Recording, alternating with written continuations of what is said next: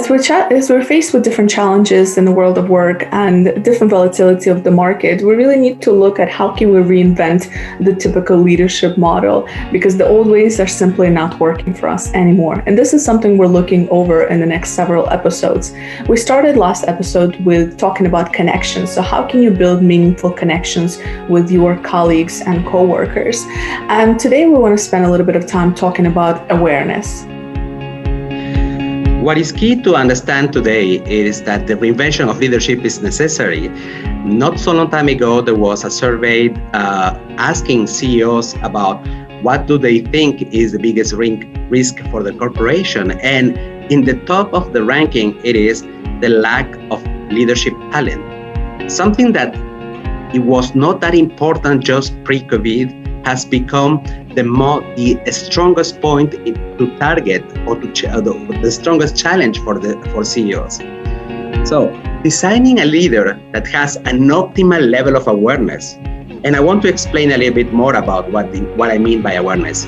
I mean it is the knowledge and a process to validate continuously assumptions of who we are and how to respond to external stimulus or parts of us that make us interact with others. It requires a consistent practice of a new bucket list. Well, in the bucket list, what do we have, Elena? We have focus, the capacity to be able to focus for long periods of time without becoming distracted. Then we have flow, which means an individual that becomes so fully immersed in their work so that they lose track of time. Then we have values, or the extent of which an individual is aware of or driven by their personal values.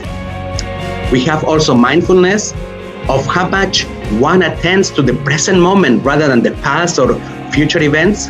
And finally, we have emotional regulation, of how well an individual is able to regulate their emotional states. Building actions around these 5 practices requires consistency. Our brain accepts better, effortless rituals rather than intense change. I love this concept of a bucket list. We have one for life, and now we have one for leadership. So, and as you mentioned, there's 5 different practices that go into it, which is focus, flow, values, mindfulness, and emotional regulation.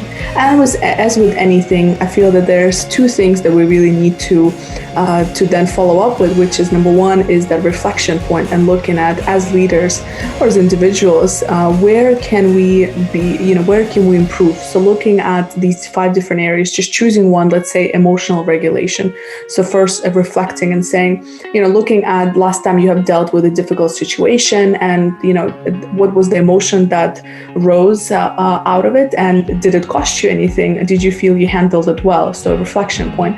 And then second is say, how can I improve? How can I be better at managing my emotions? So again, over the next week, maybe choosing an action item and saying, when you're faced with a challenging situation, observe how you're feeling and what emotions arise and what are your reactions, and see if there's areas for improvement.